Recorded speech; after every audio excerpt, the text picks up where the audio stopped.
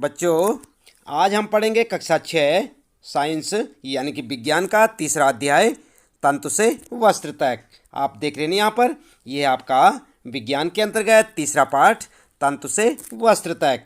हम आपको बताएंगे बच्चों इस पाठ से संबंधित प्रश्नों के उत्तर और साथ ही साथ इस पाठ का सारांश भी। तो आप लगातार इसी प्रकार देखते रहें वीडियो और जुड़े रहें हमारे साथ।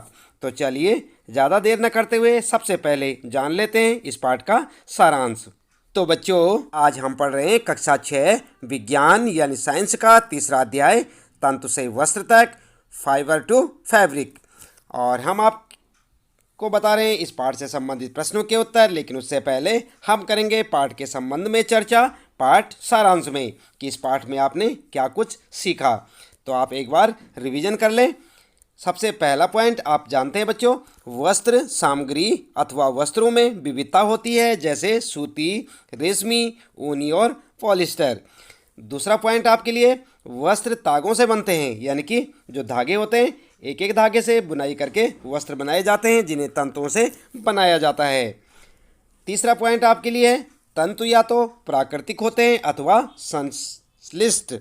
रेशम, ऊन और जूट कुछ प्राकृतिक तंतु हैं, जबकि नायलॉन और पॉलिएस्टर कुछ संश्लिष्ट तंतुओं के उदाहरण हैं। और चौथा पॉइंट है, रुई और जूट जैसे तंतु पादपों से प्राप्त किए जाते हैं। अगला पॉइंट है, तंतुओं से तागा बनाने की प्रक्रिया को कताई कहते हैं। तागों की बुनाई दो प्रकार से की जाती है जिनसे वस्त्र बनता है। तो ये आपके लिए कुछ महत्वपूर्ण बिंदु थे बच्चों इस पाठ के अंतर्गत। आप अपने पाठ के अंतर्गत जब पढ़ेंगे तो आपको ये पूरी जानकारी मिल जाएगी। चलिए शुरू कर लेते हैं इस पाठ के प्रश्न उत्तर। और सबसे पहला प्रश्न आपके लिए, निम्नलिखित तंतुओं को प्राकृतिक तथा संश्लिष्ट में वर्गीकृत कीजिए। और यहाँ पर आप देख सकते हैं नायलॉन, ऊन, रुई, रेशम, पॉलिएस्टर और पटसन लिखा है ना यहाँ पर। उत्तर में आप क्या करेंगे, इस प्रकार से बांटेंगे। नंबर 1 लिखेंगे यहाँ पर प्राकृतिक तंतु और हेडिंग डाल देंगे बच्चों ऊन, रेशम और पटसन।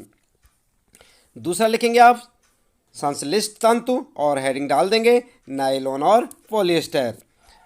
अगला प्रश्न है बच्चों, दूसरा प्रश्न, नीचे दिए गए कथन सत्य हैं अथवा असत्य उल्लेख कीजिए। तो यहाँ पर आपने सत्य और असत्य बताना है। और यहाँ पर आपके लिए देख सकते हैं आप, क में लिखा है तंतुओं से तागा बनता है, और ख है कताई वस्त्र निर्माण की एक प्रक्रिया है। अगला है जूट नारियल का बाहरी आवरण होता है।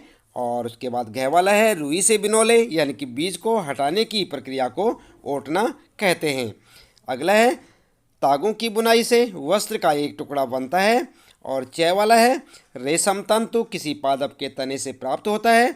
और छ है पॉलिएस्टर एक प्राकृतिक तंतु है। तो यहाँ पर बच्चों आपने देखिए कैसे लेकर 6 तक विभिन्न जो है वाक्य लिखे हुए हैं, और आपको बताना है कि ये सत्य हैं या असत्य हैं।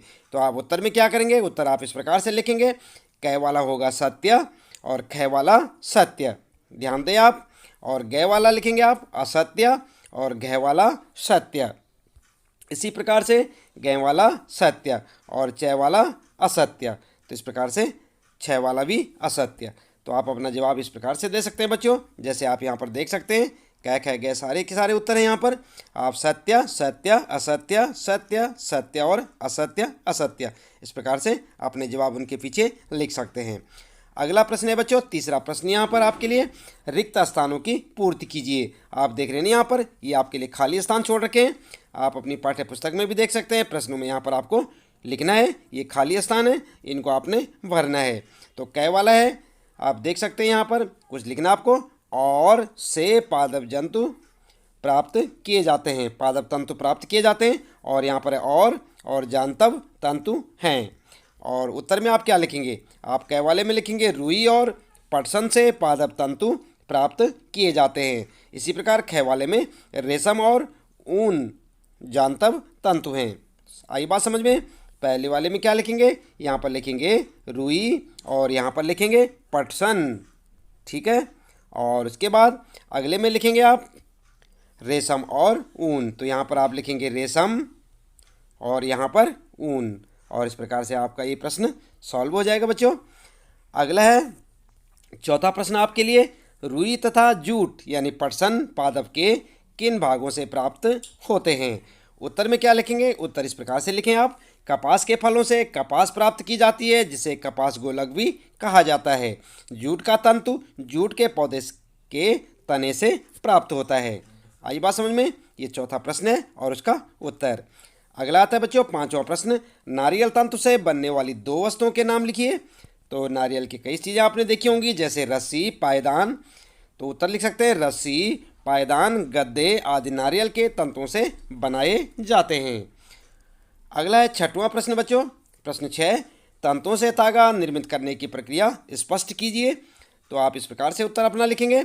कपास गोलक से रेशे यानी रुई ओटने की क्रिया द्वारा प्राप्त किए जाते हैं, और पारंपरिक ढंग से कपास हाथों से ओटी जाती थी। आजकल कपास ओटने के लिए मशीनों का उपयोग किया जाता है। पटसन रेशे प्राप्त करने के लिए पटसन पादप को पुष्पन अवस्था में काटते हैं। फसल कटाई के पश्चात पादपों के तने को कुछ दिनों तक जल में डुबो कर रखते हैं। ऐसा करने पर तने गल जाते हैं और उन्हें पटसन तंतुओं से हाथों द्वारा अलग कर दिया जाता है। वस्त्र बनाने से पहले इन सभी तंतुओं को धागों में परिवर्तित कर लिया जाता है। आई बात समझ में?